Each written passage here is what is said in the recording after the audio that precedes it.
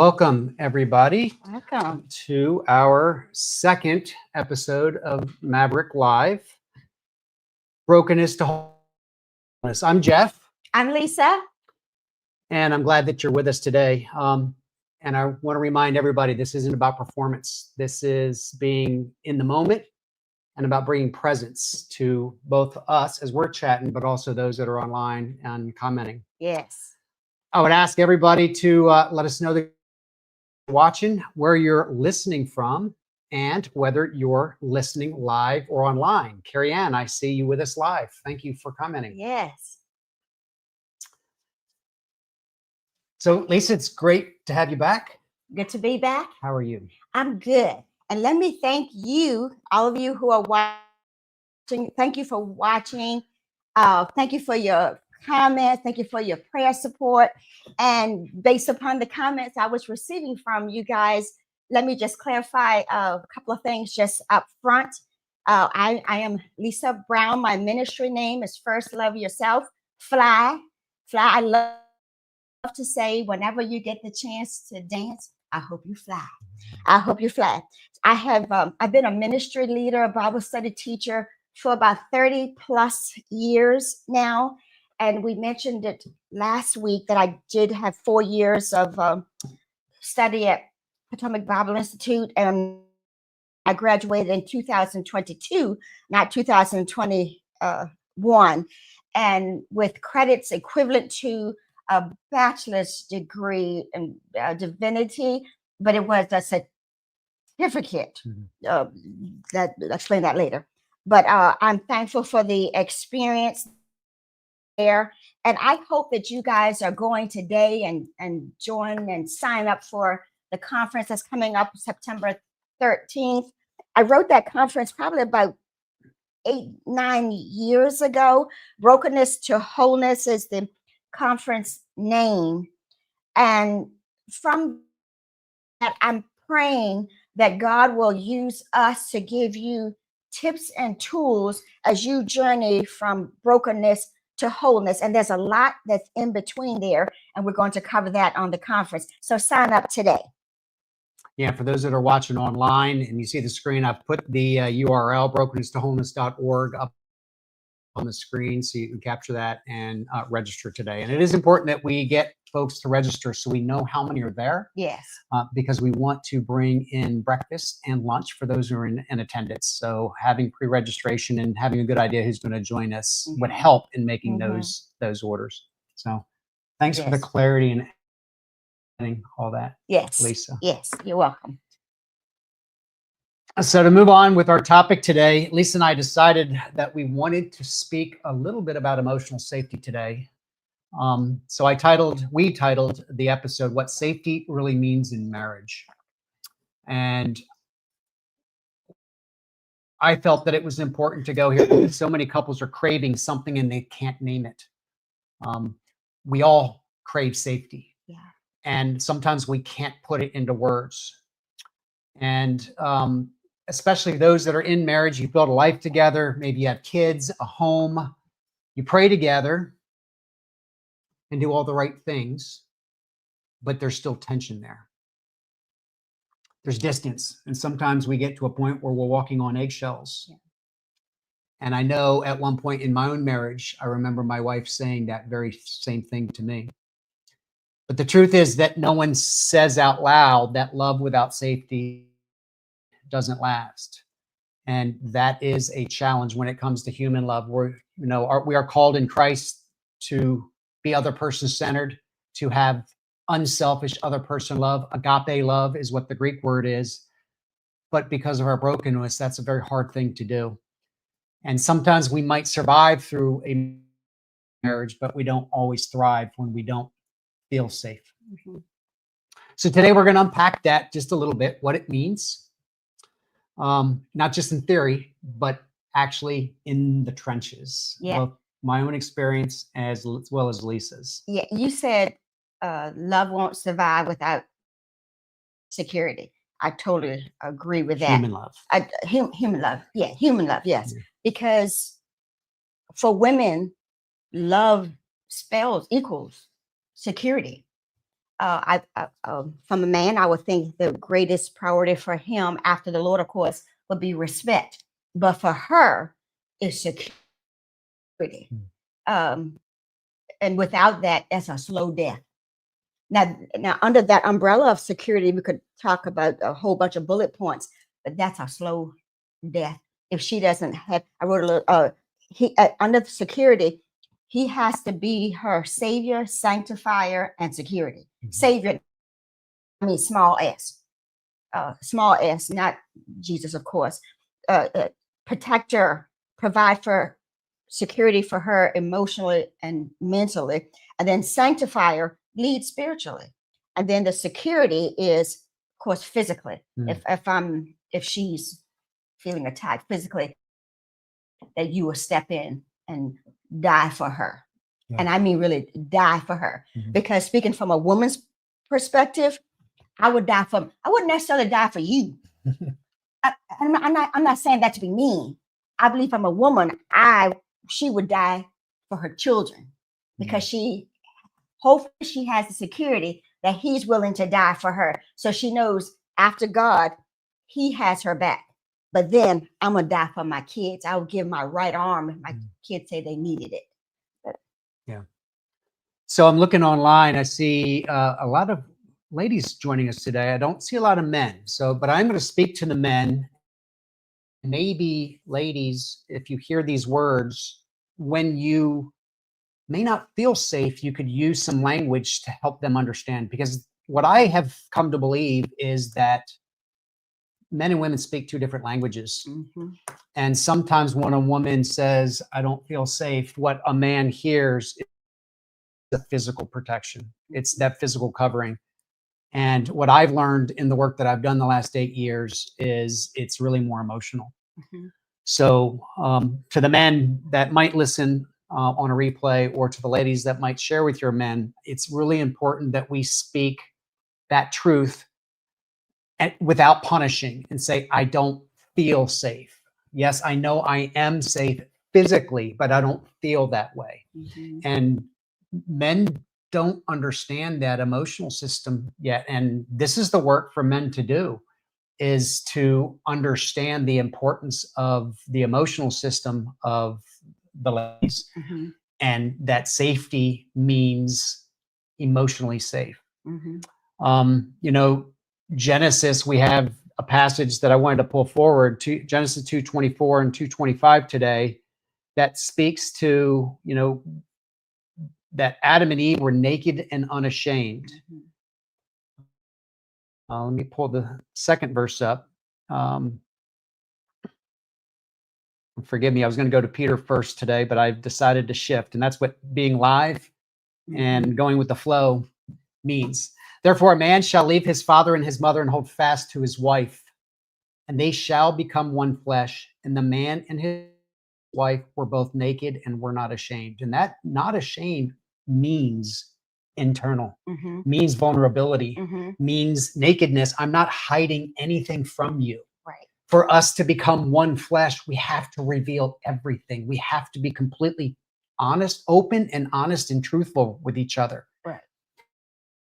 And that means when we're afraid, is to say, I'm afraid. And men, that doesn't mean that you're not going to go to battle, that you're not going to go to war for your wife, your kids, for your family, for your mission. You'll go, and you have courage in the Lord, but there's still fear there. And it's okay to say, I fear. And Lisa, tell me if I'm wrong, but if I shared, I'm afraid, how would you react to that? I think the woman, she needs to teach him that she needs him to be a soft place for her emotions to land. What does that look like? Emotions need a home. If you keep it bottled up inside, it's going to create a gully between the two of you. So that's where the security and the safety comes in. I have to not only teach him that I need my emotions to have a soft place to land, but I have to make sure that I'm that soft place for him, and realizing that vulnerability isn't weakness. So if he's sharing whatever his weakness is, that doesn't mean he's weak. it means that prayerfully, I'm being that soft place for him to open up and be vulnerable. Because it's not going to be, if it's hard for you, it's going to be hard for him as well. I love that, Lisa. I'm glad you brought that up because that's what I was leaning towards. Oh, okay. That by using those words, you just created safety for the man in the relationship. It's okay to be fearful. We'll get through it together. Exactly. But because being transparent and vulnerable actually creates safety. Truth creates safety in a relationship. It does, because I love the way you put it. It creates this safety because once I'm willing, I can see that he's shown me that I could be vulnerable before him. He's shown that to me. Then my guard is going to come down. My heart's going to be open. And then I know, okay, this plane, meaning my emotions, can land and I'm not going to be judged for it. It'll be received. And then prayerfully, it'll come back for him as well. And I'll say yes, because when a woman's heart opens, it softens that man. It'll drop that armor. It drops the shield immediately. Now, there are some men that don't have the emotional capacity to receive that. So Lisa and other women listening, a man actually might recoil a little bit from that, but that's not rejection. That's like, I don't know how to process this. I'm going to step back for a moment. And what the men should say, I'm afraid, and bring it forward again. Right. If you've been married a while or as you go on the Lord, even before he says, I'm afraid, I would like to think, well, let's grow to this. I don't want to assume that I can look at your body language. And even before you say I'm afraid, I can already see it. Now, I may not say it because I don't want to wound, but I can see that you're afraid. So that tells me again to look at myself and say, okay, if I'm expecting him to be a safe place for me, Lisa, soften your tone, soften your, am I sitting there like this? That doesn't scream, throw your emotions at me. Change to this, look at him, or even if you have to touch, and then so that he can then let his armor, let the guard down. Yeah, and I'm guessing also you may see it or feel it, and sometimes can't even put it to words. You just know something's not right. Exactly. And that's the other thing, the men I'm sharing with you. And Brent, I do see your question here. I'll address it here in just a few minutes. Thanks for joining us today. Women can feel things long before they're able to put it to words. So I'm speaking to the men right here. So when you feel a recoil or you feel them closing off, the best thing to do is to ask the question. I sense that you're uncomfortable. Was it something I said? Was it something I did? And again, be open and transparent, because speaking truth in love is how that we can disarm, drop the armor, open up the hearts. And when our hearts start open, that's when love can start sharing, and tone and dialect and pace can start to slow. Right. Because her nervous system, now, of course, you grow to all this. Her nervous system is already going to cue her in, because pain is information, or it's a warning telling you to check something out. And her nervous system is telling her that something is wrong. She may not know necessarily what it is, but she knows that something is off. The wheel isn't rolling smoothly. So she knows before you say anything, even if it's something going on with her, she knows. Yeah. So Brent asked a very interesting question here, and Brent, I'll try to address some of it. And if I don't understand the question well, please drop it in the comments, and we can try to clarify. So what Brent asked is, if one would die for the woman physically or mentally, who would provide and protect their children? And I'm going to answer this philosophically because, and I'm going to ask you, Brent, to get down out of your head and into the heart a little bit and into the body. When a woman's looking for emotional safety, she's not, and correct me if I'm wrong, Lisa, she's not looking for this very specific task of dying for physically or mentally. This is a willingness to do it. I'm willing to die for you, for your heart, for your soul, for your body. And that my whole existence, to glorify God, is to provide, protect physically and emotionally for you.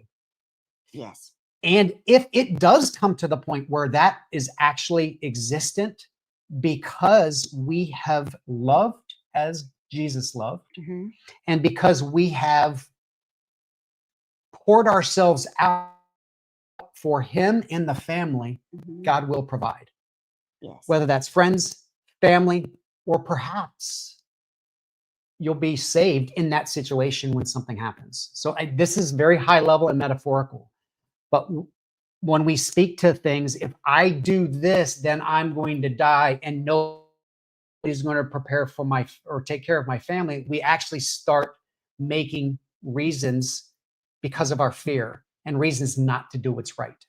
If I had to sum up everything you just said, I would sum it up with one word, and that's sacrifice. Yeah. Because everything if you do all of that, you don't have to do it perfectly. What that spells to her, Mama said those bullet points under security, one of them is sacrifice. And that screams love to her. Yeah. And once she sees that you're willing to sacrifice that, that's the dying part.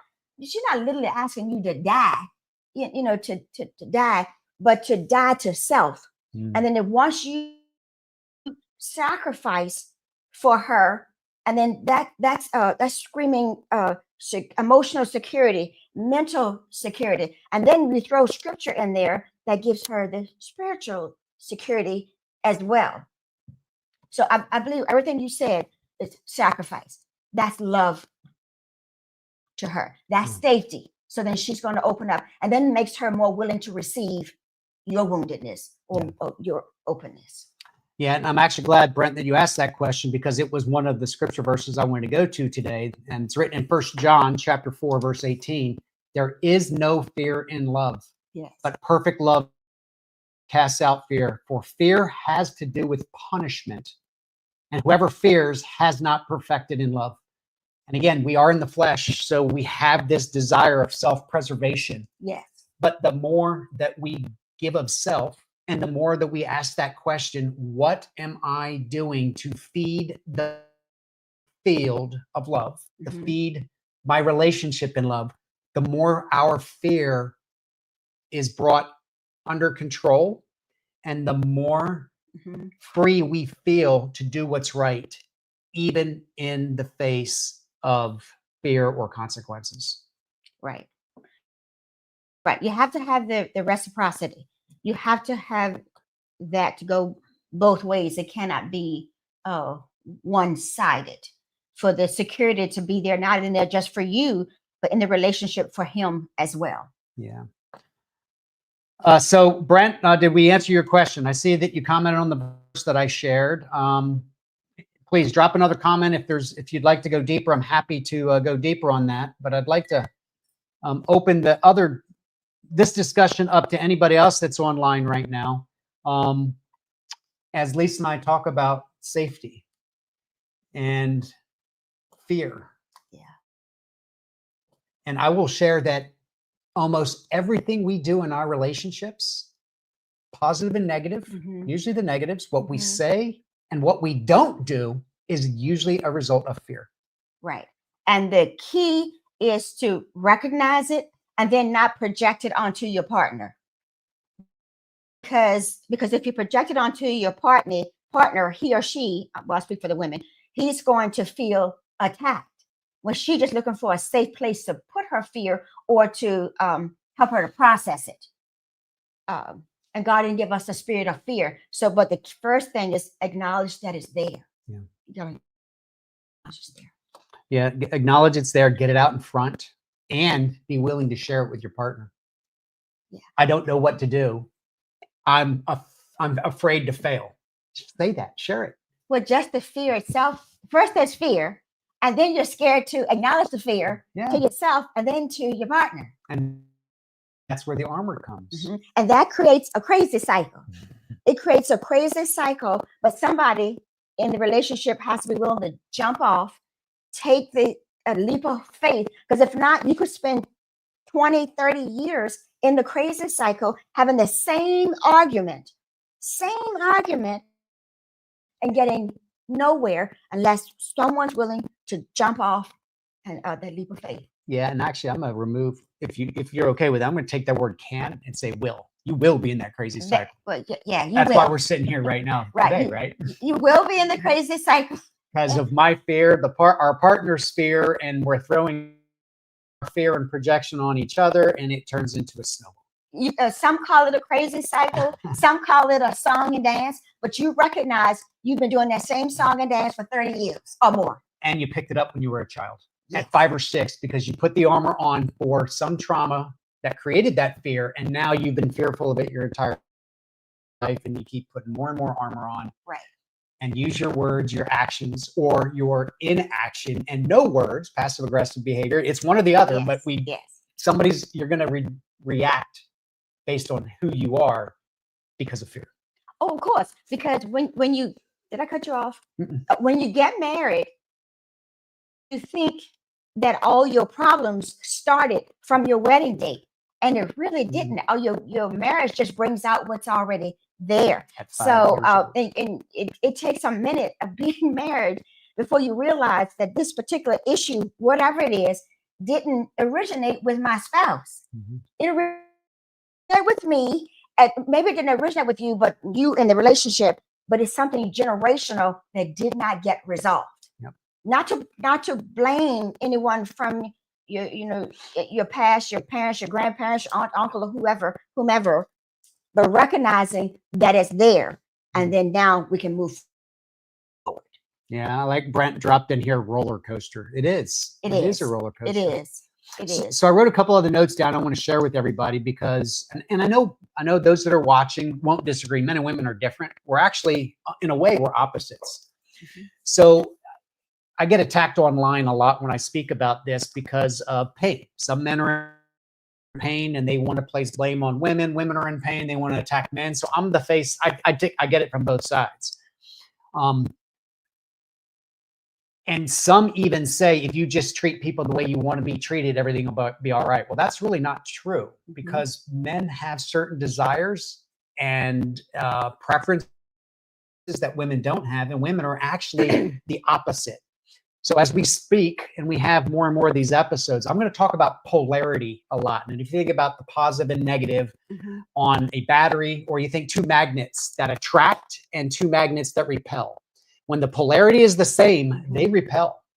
So we don't want to treat in my case, a female partner the same as I want to be treated, because that's not who she is. So that polarity matters, and that's where magnetism comes in. So I'm going to read a couple statements that I wrote. One big statement in particular that makes relationships very difficult, and that is when a man feels unsafe, he typically shuts down because men like freedom, and when they don't know what to do, they look for freedom. That's why men love to go play golf, go hunting, go do things with the boys, because it's a way for them to have freedom. And women, when men do that, you have to remember that's not rejection of you. That is their natural inclination of freedom. On the flip side, when women feel unsafe, she tends to overfunction. Women tend to do. They'll care and nurture for for the kids. They'll start doing tasks.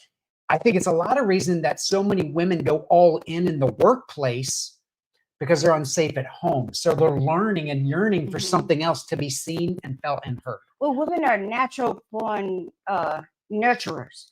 So without realizing it, sure, there may be this struggle between the two of them, and he's gone off to busyness or doing whatever you said he's doing. She gets busy with what's there. She's got the children, she got the house, she's got the husband, and 20 years pass before she realizes all that busyness, she didn't take care of herself, and whatever that looks like for her to grow and be whole. And that busyness actually contributes to the chaos in the emotional system too, because you hadn't had a chance just to be, to rest and relax in that feminine energy. And this is where you have to remember that the husband isn't the enemy. Satan is using, I believe, what is his greatest tactic in the relationship is distraction. He's keeping the husband distracted with all manner of things that you said, but for her, she gets distracted with race. And these are good distractions. They're not necessarily bad, but not everything that's important is urgent.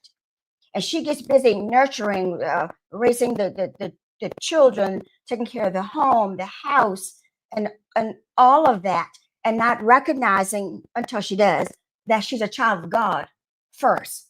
And that's what keeps her fulfilled, so she can be whole and be what her husband needs, even though it may not be what she thinks it is.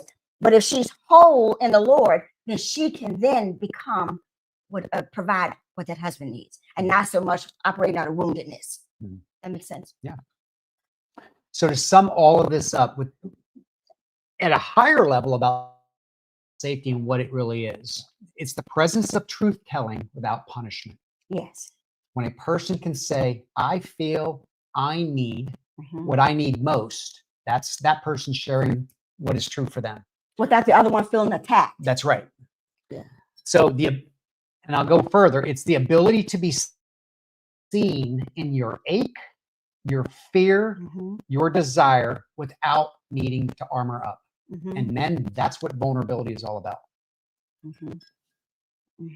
Because every person, and I'll be talking about this a little bit at the conference, every human being wants to be seen, heard, and understood. And if that wheel is, if one of those things is missing, then that wheel is going to be wobbly. Everybody wants to be seen, heard, and understood. But then how do we do that?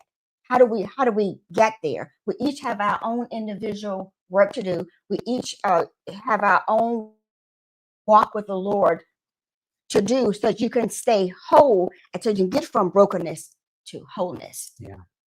It's a journey, and don't expect it to change happen overnight. We want it to, but it's not overnight. Yeah, and that's a good segue for something else that I wrote down to share, that safety isn't the absence of struggle. Yes. It's a sacred space where struggle can be shared. Yes. And in I can say this from the experience, it's only by an act of God that you learn how to appreciate your suffering. I wouldn't welcome it. I wouldn't say, hey, Lord, I want some suffering. Count it all joy, my brothers. I wouldn't do that. But I learned to count it all joy, because for one, God is teaching. God is teaching. He never leaves us alone. And even in your struggle, it could be as dark could be. God is there, and you're still, if you're looking, you can still learn. And I learned that in the struggle with whomever, you don't have to wish your life away. Yeah. Because if you're wishing this darkness to go away, of course it'll come to an end one day in God's timing. But how will you learn if you not willing to go through? The only way out is through. He told us in this life we're going to have trouble. That's right. We can't avoid it, because that going through the fire is what sharpens us. Yes. And when you do it in partnership, naked and unashamed, exactly, it makes it so much easier to go forward. And you're not alone. So we're at 30 minutes right now, Lisa. That was fast when you're having fun. Well, we've talked about this, that we could do this in 30. We could probably spend 3 hours on this. I know that we get real deep, but I also would like to bound it a little bit so we can focus on emotional safety today, and then we can build on this.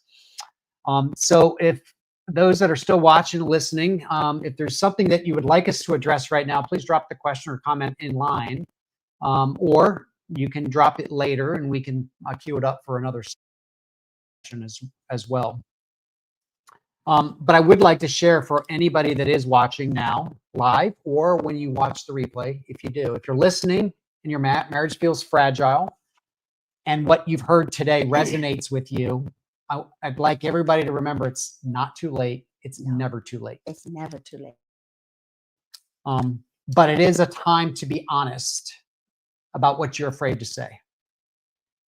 And ask yourself, as well as actually ask yourself, when's the last time you told your spouse the truth? When did you honestly become naked and unashamed to share how you felt? And yes, it's scary to do that. But I challenge everybody to ask themselves that question, including how they may make you feel. When you do this, I feel afraid. Right. And you're sharing that not to fix them, but to free yourself Mm-hmm.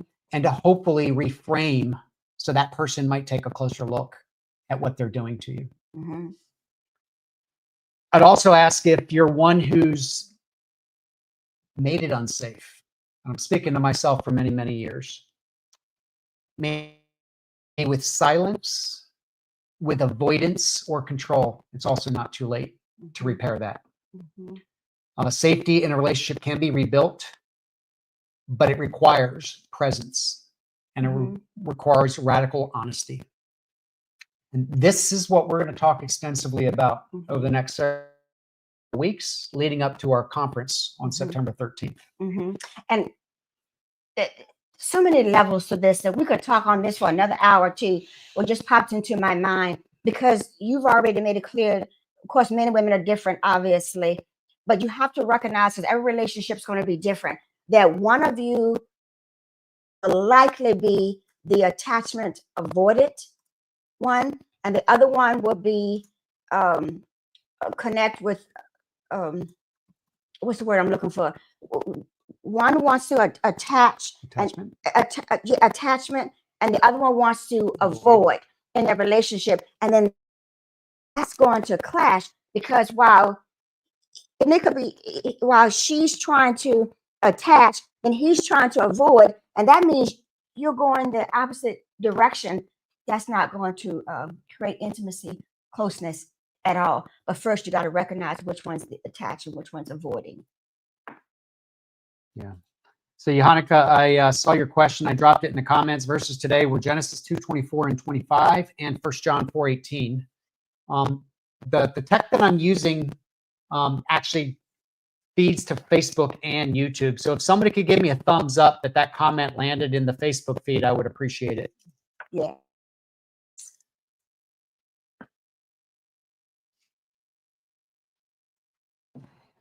Do you see my comment? No, I don't see it. Interesting. I wonder if there's a way for me to. Well, we are live. Yeah. Yeah, I don't know if that's interesting. Can't post comments to some destinations. I'm gonna have to learn how to do that. So I'll go back that and I'll put a post show comment in the Facebook feed, but it is on the YouTube feed. Mm-hmm. So I'd also like to ask as we start to close and challenge or invite listeners a few things going forward. What would it look like for you to take one step towards safety this week? That's one question. A second is there a conversation that you need to have with your partner? Is there something you need to admit?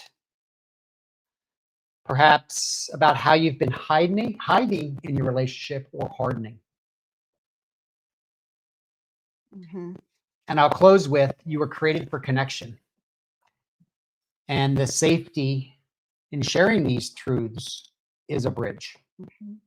And each of you, husband and wife, you're both meant to be, as a child of God, you are meant to be profoundly effective.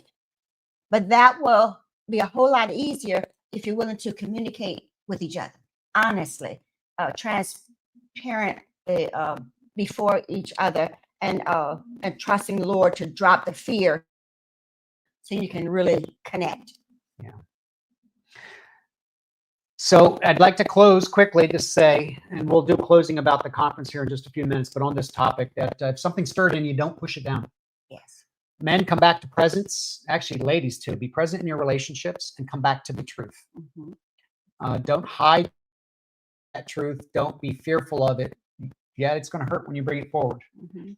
But the more you do it, the more comfortable you'll feel doing it. And those that are receiving it, the more you receive it without reaction, the more comfortable it will be to hear those things. And my tip, I was going to say for the ladies, but it could be for both, is get comfortable with uncomfortable conversations. Because some of the things that he may be dealing with may be things that you don't ever want to hear, but you got to get comfortable with the uncomfortable conversations, because he may not be comfortable with what you're bringing to the table. Yep. And I will close with this as a reminder too. If you're ready to walk deeper into that alignment, whether it's in your marriage, in your faith, or your purpose, please, you can check out my website, jssimpson.com. I talk about some of the things that I can work with you on through these challenges. You'll find a path, you'll find people, the community that I'm trying to build, and you'll also find that you're not alone, or as alone as you once thought, because every single one of us are dealing with pain like this. The underlying trauma, the reasons for it might be different, but it all comes back to fear and armoring up and an unwillingness to really be vulnerable and reveal ourselves. And please check out First Love Yourself Ministries, and also Lisa Brown Facebook page. Every day I give you encouragement. It's a little quick devotional as the Lord gives it to me. And hopefully it'll inspire you, encourage you to grow into your purpose and who God calls you to be. Yeah, and I will also remind you again, for if you would like to join us for our first live and in-person gathering. We do intend to stream there, but like I said, we'll have a half-a-day event where we'll serve breakfast, serve a lunch, and we call it, based on Lisa's brand, Brokenness to Wholeness. Yes. It's a live spirit-led event on September 13th in Waldorf, Maryland. I'll have live stream available and replay access. So if you look online on the live right now, I have the website for how to register for that. It's brokenness-to-wholeness.org.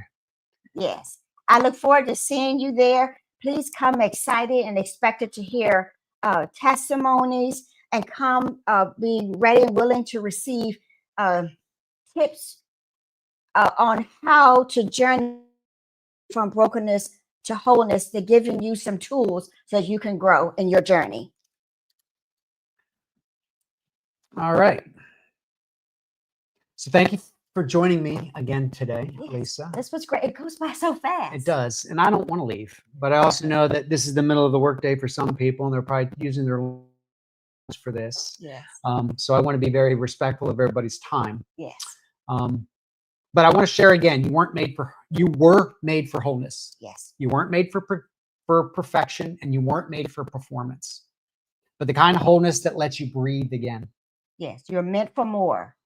And you are worth dying for. Yes. And that's why why God came in the flesh, in order to show us a path to reconciliation, both with ourselves and also to a holy creator. Yes. You're worth the work, and you're worth returning to truth.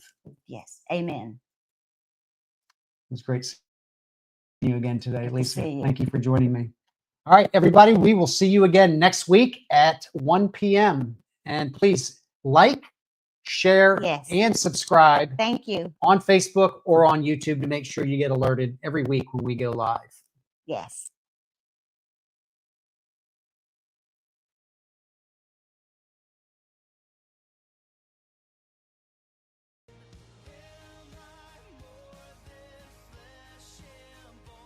Am I really something beautiful? Yeah, I wanna believe that I'm not just someone drink soul that you don't see and you don't know. Yeah, I wanna believe. Jesus, help me believe that I am someone worth dying for. You're worth it. You can't earn it. Yeah, the cross has proven that you're sacred and blameless. Your life has purpose. You are more than flesh and bone. Can't you see you're something beautiful? Yeah, you gotta believe. You gotta believe. He wants you to see. He wants you to see.